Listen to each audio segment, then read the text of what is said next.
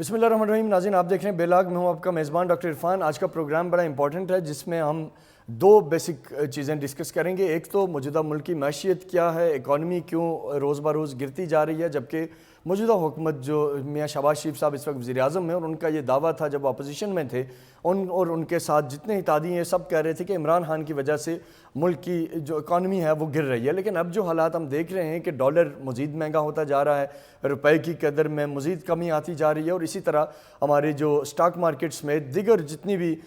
جو اکانومی کے انڈیکیٹرز ہیں وہ سب کے سب بری طرح گر رہے ہیں. اس کی ریزن کیا ہے؟ امید یہ ظاہر کی جا رہی تھی کہ نئی حکومت آتے ہی دوست ممالک کی طرف سے مدد آئے گی, اس کے بھی آثار بظاہر نظر نہیں آ رہے. آئی ایم ایف کے ساتھ بھی کامیاب مذاکرات کی بات چیت سامنے نظر نہیں آ رہی. اس ساری صورتحال میں ملک کی معیشت کا کیا بنے گا, حالات کس طرف جائیں گے, یہ ایک انتہائی اہم سوال ہے جس کے اوپر آج کے پروگرام میں ہم بات کریں گے. اور ہمارے ساتھ اس پہ بات کرنے کے لیے سابق صدر ایف پی سی سی آئی اور معروف ملک کے صنعت کار ذکریہ عثمان صاحب ہوں گے, جن سے ہم آج کے پروگرام میں بات کریں گے. اور اس کے ساتھ ساتھ دوسرا جو انتہائی اہم معاملہ جس کو آج کے پروگرام میں ہم نے ڈسکس کرنا ہے, مقبوضہ کشمیر میں حریت رہنما یاسین ملک کے حوالے سے اگلے ہفتے سماعت ہے, اور یہ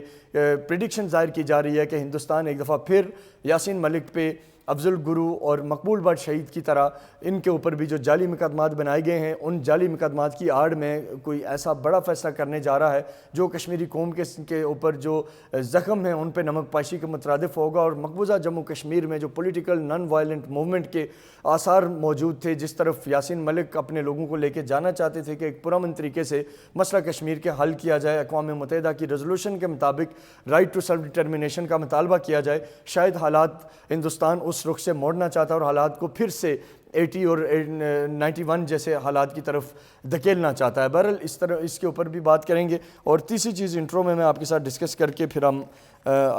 بریک کی طرف جائیں گے اور پھر اگلے سیگمنٹ کی طرف آئیں گے. جو افغانستان میں حالیہ جو سیلاب آیا اس سے تقریباً 12 ان کے جو پروونسز تھے وہ بری طرح اس سے متاثر ہوئے, اور اس میں پوری دنیا ظاہر ہے جو افغانستان کے معاملات پہ گہری نظر رکھتی ہے خاموش رہی. کسی نے اس طرح سے انسانی بنیادوں پہ افغانستان کی مدد نہیں کی جس کی ریکوائرمنٹ تھی, جو افغانستان کی ضرورت تھی. تو ایسے حالات میں پھر سے پاکستان جو کہ ہمیشہ سے افغانستان کے لیے نیک جذبات نیک خواہشات رکھتا رہا, پاکستان نے اپنا پہلی جو ریلیف کنسائنمنٹ افغانستان بھیجی 7 مئی کو, جس میں یہ کوشش کی گئی کہ فوڈ اور شیلٹر آئٹمز افغانستان کو پرووائڈ کیے جائیں, ان کے جو مسائل ہیں اس کو حل کیا جائے, ان کی مشکلات میں کمی لائی جائے. اور افغانستان کے ساتھ ظاہر ہے پاکستان کا جو رشتہ ہے وہ انسانی ہمدردی سے بڑھ کے کلمے کا رشتہ ہے, اور ماضی میں بھی جب رشیا افغانستان سے نکلا تو 3 ملین سے زائد کے افغان ریفیوجیز کو پاکستان نے کھلے دل سے نہ صرف گلے لگایا بلکہ انہیں تمام تر فیسلٹیز پرووائڈ کی. انہی میں سے ڈاکٹرز بھی نکلے, انجینئرز بھی نکلے, اور جو آج اپنے ملک واپس جا کے اپنے ملک کی خدمت کر رہے ہیں اور مزید یہاں موجود ہیں ایک بڑی تعداد میں. تو اسی طرح پھر دوسری کنسائنمنٹ پاکستان کی طرف سے 10 مئی کو بھیجی گئی, اس میں بھی ریلیف آئٹمز اور دیگر چیزیں تھیں. لیکن پاکستان یہ توقع رکھتا ہے دنیا سے, OIC سے بالخصوص, اور اسی طرح دنیا کے دوسرے ممالک سے کہ وہ انسانی ہمدردی کے بنیادوں پہ اس وقت آگے بڑھیں, افغانستان کو ریلیف فراہم کریں, تاکہ وہ افغانستان جو کہ جنگ زدہ افغانستان ہے, جس نے بہت زیادہ قربانیاں دی ہیں, جس میں بہت زیادہ ہیومینیٹیرین کرائسس سے جو گزرا ہے, اس کو ایک دفعہ پھر سے اس کو اپنے قدموں پہ کھڑا کیا جائے, اس کی مدد کی جائے تاکہ حالات بہتری کی طرف جائیں. ناظرین ایک شارٹ سا بریک لیں گے, بریک کے بعد جب ہم واپس آئیں گے تو ہم پروگرام کے سلسلے کو آگے بڑھائیں گے, اور دونوں ایشوز جو میں نے آپ سے بات کی, OIC کا جو ملک کی اکانومی کا جو ایشو ہے, اور اسی طرح یاسین ملک صاحب کے معاملے میں جو پوری دنیا میں آج کشمیری فری یاسین ملک کیمپین چلا رہے ہیں, اس کے حوالے سے بات کریں گے. ہمارے ساتھ رہیے گا.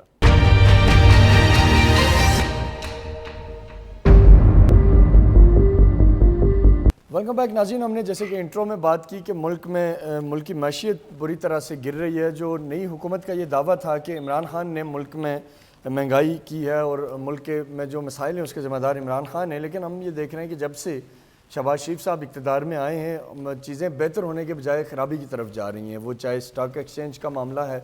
سٹاک مارکیٹ ہے, یا اس کے علاوہ جو دیگر چیزیں ہیں اس کے اوپر بھی ڈالر کی اڑان, ڈالر اور اوپر جا رہا ہے, اور یہ ساری روپے کی قیمت ڈی ویلیو ہو رہی ہے. اس ساری صورتحال میں جو صنعت کار ہیں, جو معاشی ماہرین ہیں, وہ اس حوالے سے کیا دیکھتے ہیں اور گورنمنٹ کو کیا سجیسٹ کرتے ہیں. اس وقت ہمارے ساتھ پاکستان بزنس کمیونٹی کا ایک بڑا نام اور فارمر پریزیڈنٹ ایف پی سی سی آئی ذکریہ عثمان صاحب کراچی سے ہمارے ساتھ موجود ہیں. سر آپ کے وقت کا بہت بہت شکریہ. آپ سے سر میں یہ جاننا چاہوں گا کہ اس وقت جو ملک کے حالات ہیں اور اس میں جس طرح اکانومی ہماری بری طرح گر رہی ہے، اور کہیں خدا نخواستہ یہ بھی کہا جا رہا ہے کہ اگر یہی صورتحال رہی تو ہم کچھ ہفتوں بعد سری لنکا کے لیول پہ چلے جائیں گے جیسے وہ ان کی جو اس وقت صورتحال ہے، تو اس پہ تھوڑا سا روشنی ڈالیے گا کہ آپ کے حساب سے اس وقت ہم کس لیول پہ کھڑے ہیں اور کیا اقدامات ہنگامی ہونے چاہیے؟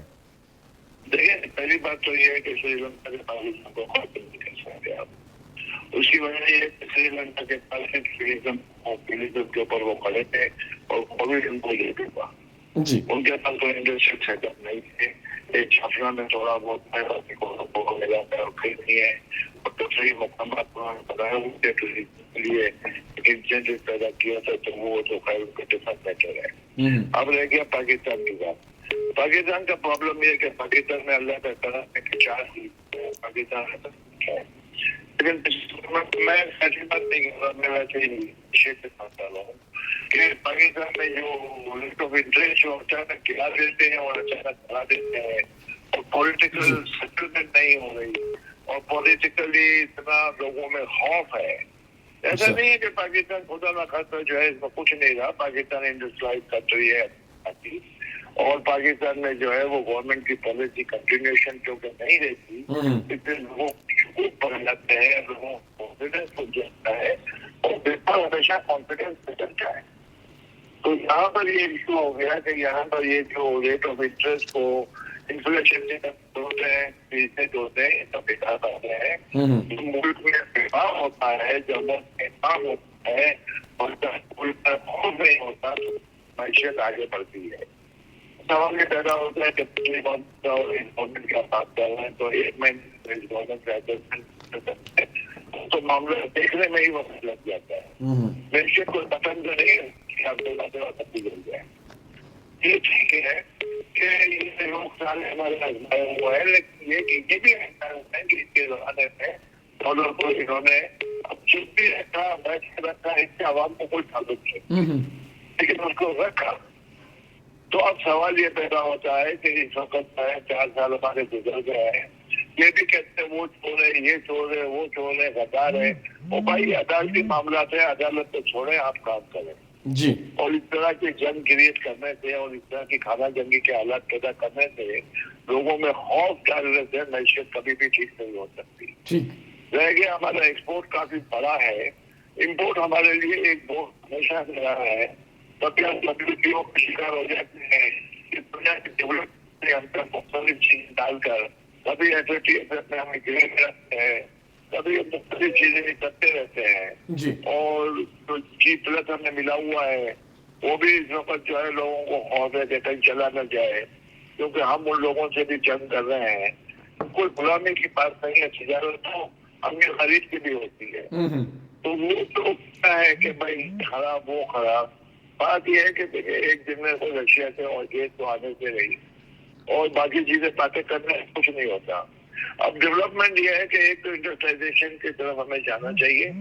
اور دوسرا یہ جو امپورٹ اور ایکسپورٹ کا فرق ہے اس کو کسی بھی انداز میں کم کرنا ہے جس میں لگژری آئٹم پہ آپ کو تھوڑا سا بینڈیج کر کچھ ٹائم کے لیے دنیا بڑھانے سے دیکھیں جو ویل آف طبقہ ہے نا وہ تو امپورٹ کرتا ہی رہے گا کیونکہ اگر امپورٹ سبسٹیٹیوٹ کی انڈسٹری آپ نے نہیں لگائی آپ ایک ٹریڈیشنل انڈسٹری پہ کھڑے ہیں اور وہ ٹریڈیشنل انڈسٹری 4-5 ہیں اسی پہ کھڑے ہیں. دنیا کے جتنے بھی نئے ڈیولپ کنٹری ہیں وہ امپورٹ سبسٹیٹیوٹ انڈسٹری پہ کھڑے ہیں، نان ٹریڈیشنل آئٹم پہ کھڑے ہیں، ویلیو ایڈیڈ پہ کھڑے ہیں، برانڈ پہ کھڑے ہیں. ہم یہ کوئی کام تو کرتے نہیں اور پھر ہم کہتے ہیں کہ وہ کبھی رو بھیج دیتے ہیں، کبھی چینی پہ ایکسپورٹ کرتے ہیں. تو یہ سب چیزیں جو ہے پلاننگ کی شارٹیج ہے. اگر گورنمنٹ کو یہی نہیں پتا کہ ہماری ریکوائرمنٹ چارج کی کتنی ہے اور آپ نے دیکھا کہ کاٹن ہم نے ایک زمانے میں جو ہماری اپنی پروڈکٹ ہے وہ ایک زمانے میں 16 ملین بیل تک ہم چلے گئے تھے اور پھر 6 پہ آ گئے. آپ نے سیٹ پرووائڈ نہیں کیا، آپ پانی پرووائڈ نہیں کرتے. ابھی تو اللہ کا کرم ہے آج میں نے سنا ہے کہ منگلا میں اور ڈیم سے تھوڑا سا پانی آ گیا ہے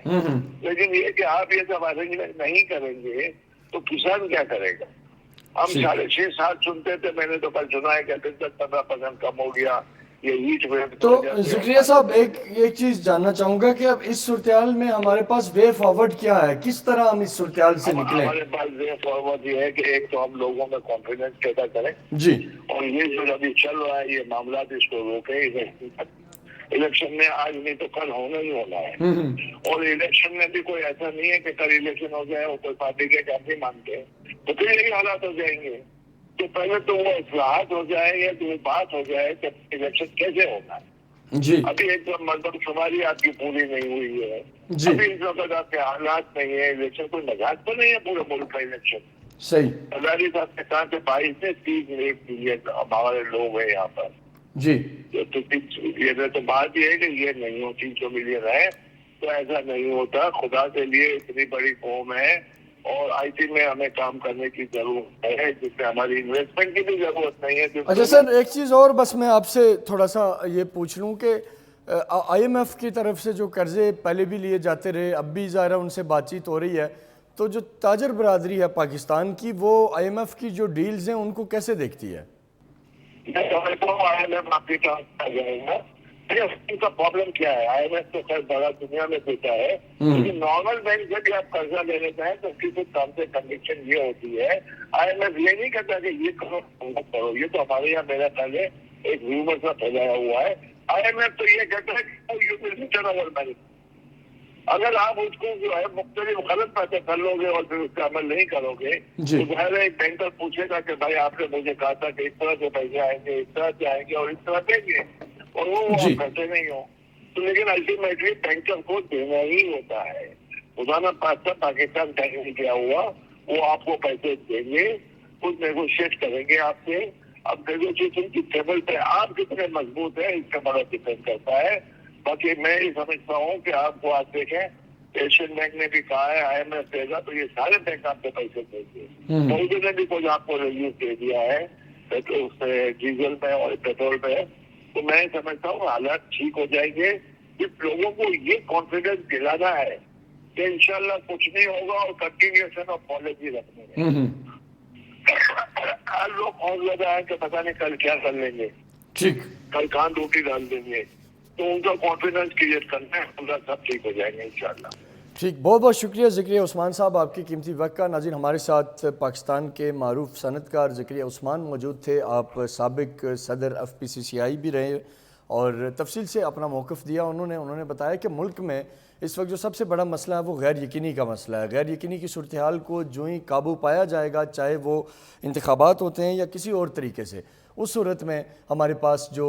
इन्वेस्टमेंट के ज़राए हैं वो भी बढ़ेंगे, हमारे लोगों का एतमाद बढ़ेगा, हम जो इस वक्त एक फ़ाइनेंशियल क्रंच का शिकार हैं उससे निकलेंगे और हमारा जो बिज़नेस कम्युनिटी है, हमारे जो ताजर हैं वो भी बेहतर तरीके से उनकी ग्रोथ होगी। तो इस वक्त का जो मैं समझता हूँ कि ज़िक्र उस्मान साहब ने जिस तरफ तवज्जो दिलाई वो सिर्फ ये है कि तनकीद की तरफ जाने से, एक दूसरे को गद्दार कहने के बजाय मिल के इस तरह की इस्लाहत की जाए, इस तरह की पॉलिसी बनाई जाए जिसमें मुल्क में गैर यकीनी की सूरत हाल का खात्मा हो और बेहतर तरीके से चीज़ों को आगे लेके जाए। एक शॉर्ट सा ब्रेक लेंगे, ब्रेक के बाद प्रोग्राम के अगले हिस्से की तरफ बढ़ते हैं, हमारे साथ रहिएगा।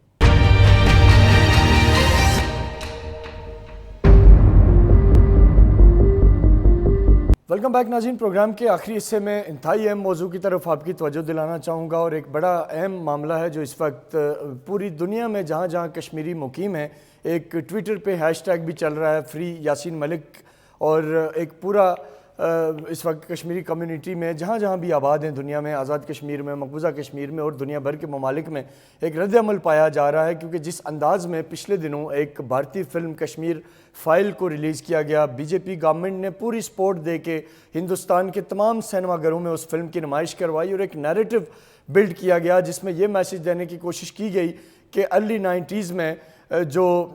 पंडित कश्मीर से माइग्रेट होके हिंदुस्तान के दूसरे इलाकों में गए, उसके पीछे ये साबित करने की कोशिश की गई कि उस वक्त की जो कश्मीर की आज़ादी के लिए जो लीडरशिप जदोजहद कर रही थी, जिनमें एक प्रोमिनेंट फेस यासीन मलिक का है जो कि इस वक्त हिंदुस्तान के जेलों में कैदोबंद की सौबतें बर्दाश्त कर रहे हैं, उनको उन हालात का ज़िम्मेदार ठहराए जाने की कोशिश की जा रही है। और इनके साथ दीगर लीडरशिप जो कि इस वक्त भारत के जेलों में पिछले कई अरसे से और स्पेशली आर्टिकल 270 की रेवोकेशन के बाद से अब तक بھارتی جیلوں میں قید ہیں, گھروں میں نظر بند ہیں, اور کچھ ہیں جن کو نامعلوم مقامات پہ منتقل کیا گیا ہے. تو اس پہ ایک خوشائند پہلو اس کا یہ بھی ہے کہ سنگاپور نے اس فلم پہ پابندی عائد کی, اور انہوں نے کہا کہ کشمیر فائل ایک جو فلم ہے وہ جو اس کے اوپر نفرت پہ مبنی ہے, اور اس کو کسی صورت وہاں اس ملک میں نمائش کی اجازت نہیں دی جا سکتی. موجودہ جو اس وقت ایک کنسرن کا ایشو ہے جس کے اوپر اسپیشلی آج ہم بات کرنا چاہیں گے کہ یاسین ملک صاحب کے حوالے سے جو سماعت ہونے جا رہی ہے اگلے ہفتے, اور اس میں ایک پریڈکٹ کیا جا رہا ہے کہ ہندوستان نے جس انداز میں پہلے انہوں نے مقبول بٹ شہید کو 84 میں پھانسی دی, پھر اس کے بعد افضل گرو کو پھانسی دی, اور افضل گرو کو پھانسی دینے کے بعد بھارتی سرکار نے یہ کہا کہ گو کہ ان پہ کوئی چیز ثابت نہیں ہوئی, لیکن ہم نے ہندوستانی لوگوں کے ضمیر کو مطمئن کرنے کے لیے 26/11 کے الزام میں انہوں نے افضل گرو کو پھانسی دی اور کہا کہ ہم نے اپنے عوامی ضمیر کو مطمئن کرنا تھا. تو اب کیا ایک اور کشمیری لیڈر بھارت اپنے عوامی ضمیر کو مطمئن کرنے کی بینٹ چڑھانے جا رہا ہے؟ کیا اس کے اوپر ان کی اسٹریٹجی ہے؟ اس حوالے سے بات کرنے کے لیے ہمارے ساتھ آزاد کشمیر کے سینئر صحافی جو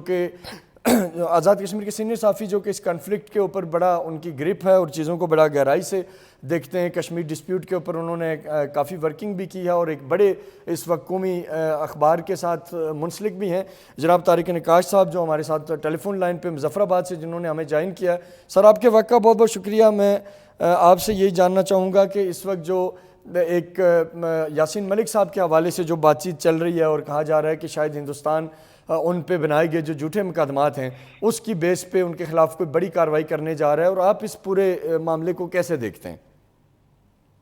جی آپ نے بالکل درست کہا ڈاکٹر صاحب.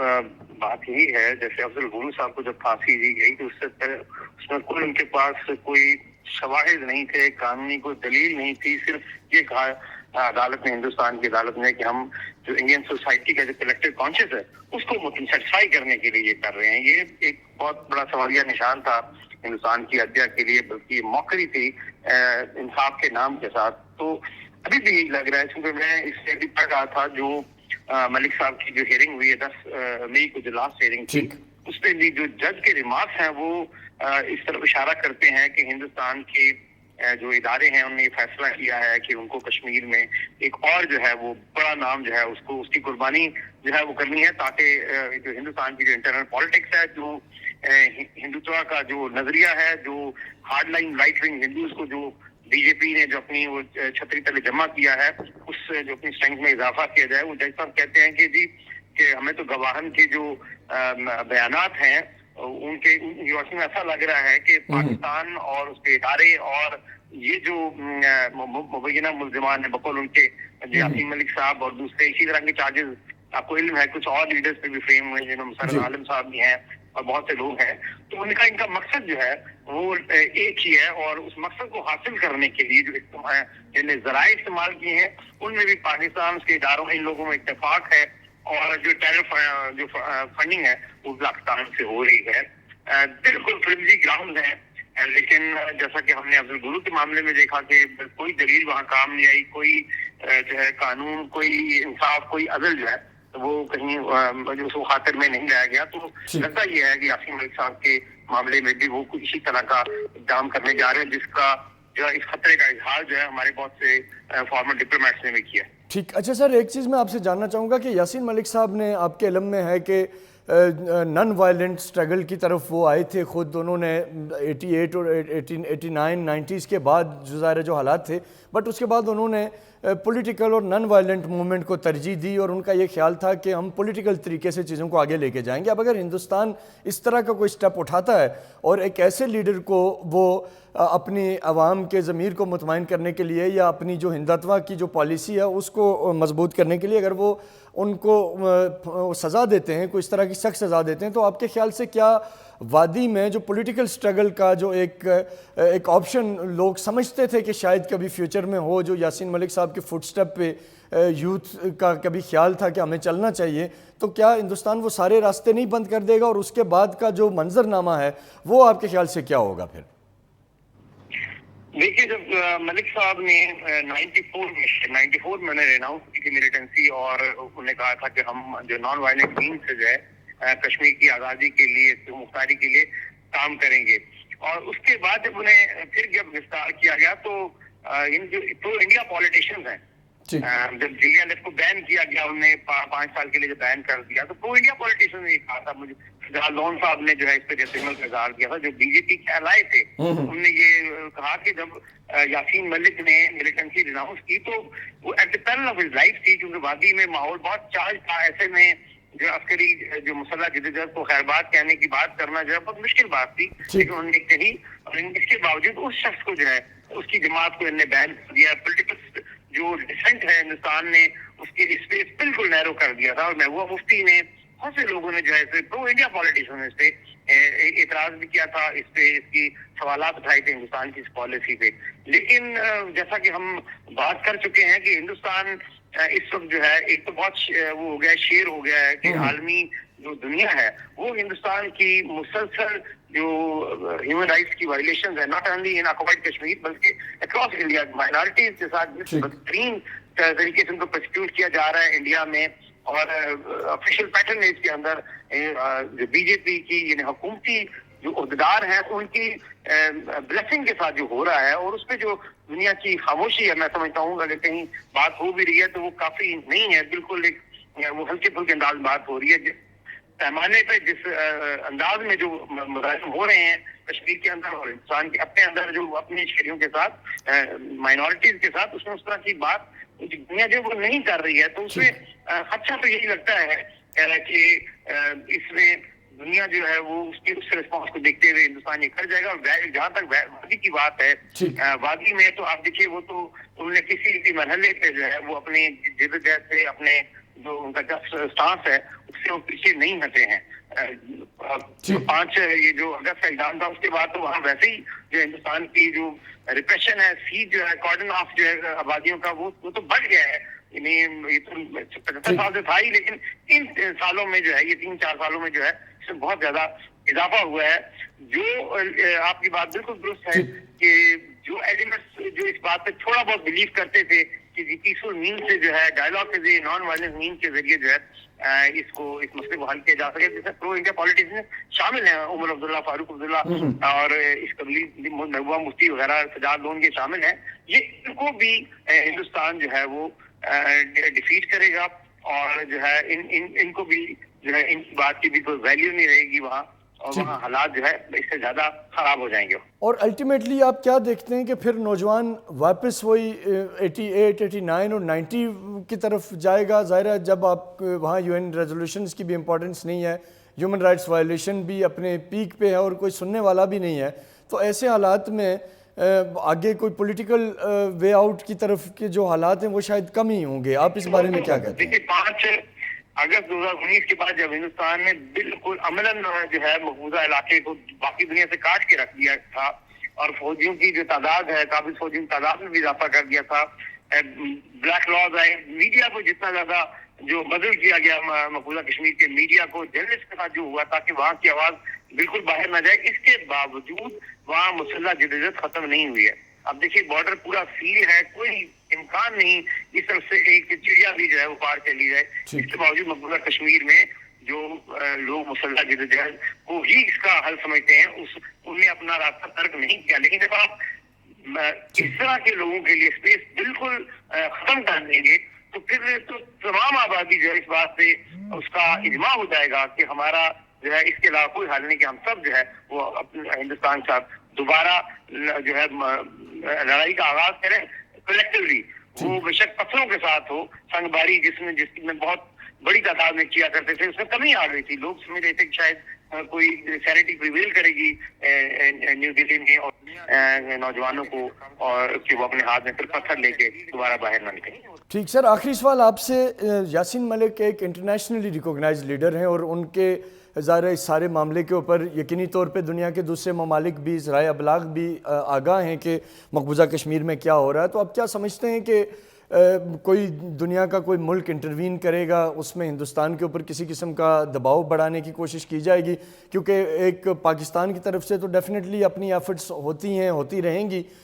بٹ اس سے ہٹ کے آپ کیا توقع رکھ رہے ہیں؟ دیکھیے میں سمجھتا ہوں اس وقت ہمیں جو ہمارا ایک بہت بڑا مؤثر ہتھیار جو ہے انٹرنیشنل کمیونٹی میں ہمارا ڈائسپورا ہے. اور بہت انفلوئنشل لوگ ہیں، اور میں آپ کے پروگرام کی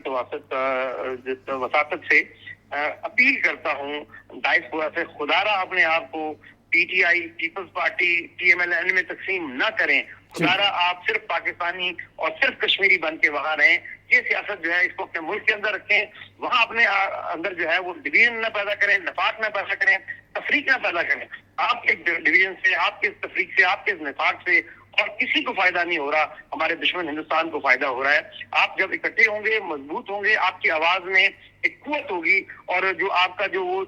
ملک ہے جہاں آپ نے شہریت اختیار کی ہے، وہ بھی آپ کی بات، وہاں کے ادارے، وہاں کے جو ڈیلریز ہیں، وہاں کے جو پالیسی میکرز ہیں، وہ آپ کی بات سننے پہ جو ہے وہ مجبور ہو جائیں گے. تو میں اس وقت بڑی پیشنیٹ اپیل کر رہا ہوں as a Kashmiri, not as journalist but as a Kashmiri جو ڈیوائیڈڈ فیملی سے جس کا تعلق ہے، جس کا دادا جو ہے سری نگر میں دفن ہے، جس کا باپ مظفر آباد میں دفن ہے، جو اپنے رشتے داروں سے ملنے کے لیے اور جو اس کے رشتے دار اس سے ملنے کے لیے جو تڑپ رہے ہیں، اس کی حیثیت سے اپیل کرتا ہوں ڈائسپورا سے خاص طور پہ. ملک کے اندر بھی اس وقت استحکام کی بہت زیادہ ضرورت ہے. ہم جو ہے ہمیں پولیٹیکل اسٹیبلٹی پاکستان کے لیے بہت ضروری ہے، کیونکہ ہندوستان بہت مکار ہے، بہت ظالم جابر ہے. اس سے نپٹنے کے لیے پوری قوم جب تک یکجان نہیں ہوگی، اکٹھی نہیں ہوگی، ہم جو ہے کوئی ٹارگیٹ اچیو نہیں کر سکیں گے. انٹرنیشنل کمیونٹی ہماری بات نہیں سنے گی. جب گھر ہمارا جو ہے ان آرڈر نہیں ہوگا، ہم آپس میں ہمارا اتفاق نہیں ہوگا، تو لیکن گھر سے زیادہ میں جو ڈائسپورا جو ہے، جس سے ہماری بہت زیادہ امیدیں ہیں اور جن نے بہت اچھا کام کیا ہے ماضی میں کشمیر کے مسئلے کو زندہ رکھنے کے لیے، اپنی جیب سے پیسہ لگا کے، اپنا وقت خرچ کر کے جو کیا ہے، اس کو جو ہے پاکستان کی اور کشمیر کی جو انٹرنل پالیٹکس ہے اس کی بنیاد پہ خود کو تقسیم نہیں کرنا چاہیے. ان کو اپنی صفوں میں اتحاد رکھ کے جو ہے، اور اس نہ صرف یاسین ملک صاحب کے لیے بلکہ تمام کشمیری جو پولیٹیکل پریزنرز ہیں ان کے لیے اور اس مسئلے کے حل کے لیے جو ہے وہاں ایک مؤثر آواز اٹھانی چاہیے. اس میں ہماری آزاد کشمیر حکومت جو بیس کیمپ کی حکومت ہے، اس کے ادارے جو ہیں، جموں کشمیر ریلیشن کمیشن کی حال ہی میں تشکیل نو بھی ہوئی ہے، اس کی طرف سے بھی لوگوں کو گائیڈ لائن جانی چاہیے اور اکٹھا کیا جانا چاہیے. اور ہماری آزاد کشمیر کی لیڈرشپ کو پاکستان کی لیڈرشپ سے یہ درخواست کرنی چاہیے کہ خدا را اس مرحلے پہ اپنی صفوں میں اتحاد رکھیں، تاکہ ہم ایک پوری قوت کے ساتھ دنیا کو بتائیں ہمارے اس جھگڑے سے اور ہماری داخلی جو تفریق ہے اس سے ہندوستان فائدہ اٹھا کے ایک کے بعد دوسرے کشمیری کو شہید کرتا جا رہا ہے، اور وہ کرتا چلا جائے گا، کیونکہ یہاں سے جو ہے وہ اتنی مؤثر آواز کو نہیں جا رہی، مخالفت اس طرح نہیں ہو رہی جس طرح ہونی چاہیے. اس کی وجہ یہی ہے کہ ہم داخلی مسائل میں بہت زیادہ الجھ گئے ہیں. تو میری یہ درخواست ہے تاکہ ہم جو ہے کم از کم یاسین ملک صاحب کو، ان کے ساتھ جو لوگ بہت اہم پرومیننٹ لوگ قید ہیں لیڈرشپ، اس کو بچا سکیں. سر بہت بہت شکریہ طارق نقاش صاحب آپ کی قیمتی وقت کا. ناظرین ہمارے ساتھ آپ نے دیکھا کہ طارق نقاش صاحب موجود تھے جو کہ سینئر صحافی ہیں، مظفر آباد بیسڈ ہیں، اور انہوں نے اپنا بتایا کہ ان کی فیملی ڈیوائیڈڈ ہے آکوپائڈ کشمیر میں اور مظفر آباد میں. تو انہوں نے جو سب سے میں سمجھتا ہوں کہ بڑی اور امپورٹنٹ بات جو کی ہے آخر میں، جو انہوں نے اپیل کی ہے کہ یہ وہ وقت ہے کہ ہمیں ہندوستان کے مظالم کے لیے یونائٹ ہونا ہوگا. اوورسیز پاکستانی، اوورسیز کشمیری اپنا رول پلے کریں. جہاں جہاں ہندوستان کے سفارت خانے ہیں ان کے باہر جائیں، ان کے باہر پروٹیسٹ کریں. باہر دنیا میں جو انسانیت سے محبت کرنے والے لوگ ہیں، کسی بھی مذہب، کسی بھی ملک سے تعلق رکھتے ہیں، ان کو اپروچ کریں، ایم پیز کے ساتھ رابطہ کریں، ہیومن رائٹس کے اداروں کے ساتھ رابطہ کریں، اور انہیں بتائیں کہ اس وقت کشمیر میں کیا حالات ہیں اور کس طرح کشمیری لیڈرشپ کو ہندوستان یکے بعد دیگرے پھانسی اس لیے چڑھا رہا ہے کہ وہ اپنی جو ان کا ہندوتوا کا جو نظریہ ہے، بی جے پی کے جو ایکسٹریم جو ان کا ایکسٹریمزم کا جو فلسفہ ہے، اور اپنی پولیٹیکل گینز کے لیے اور کشمیریوں کے اوپر جو مظالم ہیں اس کو انہوں نے تیز کیا ہوا ہے. یہ ایک بڑی امپورٹنٹ میں سمجھتا ہوں کہ طارق نقاش صاحب کی طرف سے اپیل ہے، اور اس کو بینگا کشمیری تمام دنیا میں رہنے والے کشمیریوں کو اس کے اوپر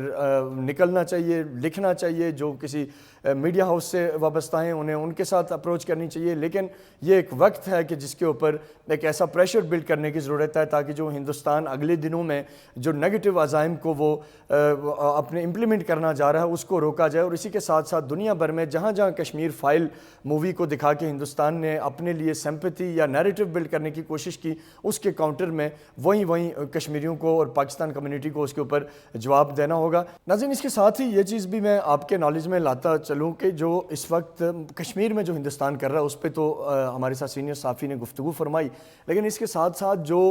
دوسری جو مائنورٹیز ہیں جیسے کہ ہندوستان کے اندر جو دلتس ہیں، مسلمز ہیں، سکھ ہیں، کرسچنز ہیں، ان کے وہ حالات زندگی بھی اس وقت انتہائی